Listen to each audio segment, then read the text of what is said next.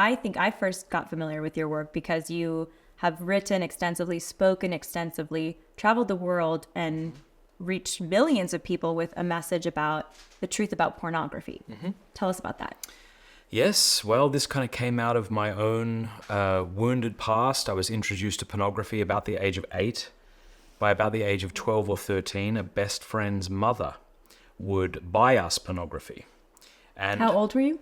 13, 14, 15. That sounds like sexual abuse. It is. Yeah, it is. So we would go to stores, she would rent porn, we would go home, she'd allow us to have liquor, so we'd be drunk. She didn't do anything untoward sexually in the sense of, she would go to her room, we'd go to, it was very unfortunate. What was going on there? Why would any mother do that? I think she had bought into some bullcrap feminism, and that had sort of influenced how she thought about women and the freedom of their bodies and empowerment or some such. So she thought this was a way to channel the masculinity of her son?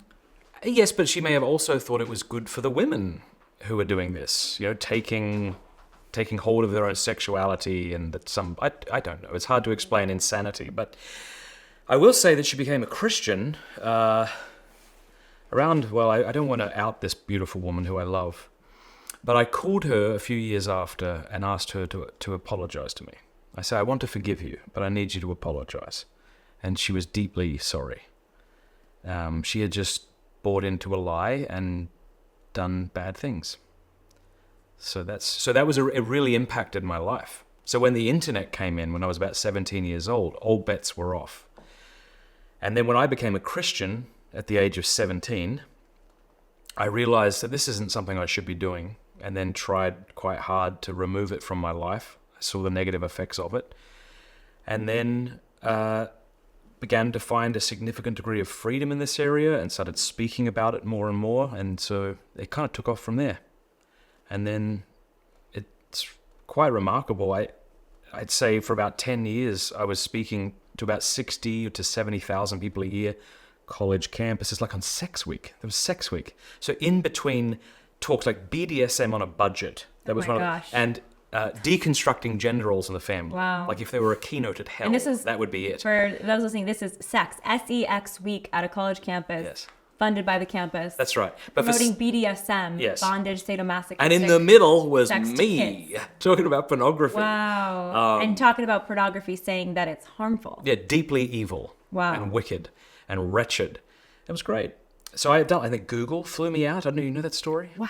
So Google, the group at Google flew me out to give a talk on the campuses. Is this the same group that flew out our friend Stephanie Gray? Yes, but then they banned me. Wow. So I didn't even get to go on campus to do it because they claimed I was a bigot and a homophobe and all this sort of rubbish. So you were invited to speak at Google about the harm of pornography. Yes. They physically flew you out there. Yes. You get there and they said you can't come onto campus. Yes, I got out of the airport and I got a call and they said things are escalating really quickly here at Google. This is coming from the top.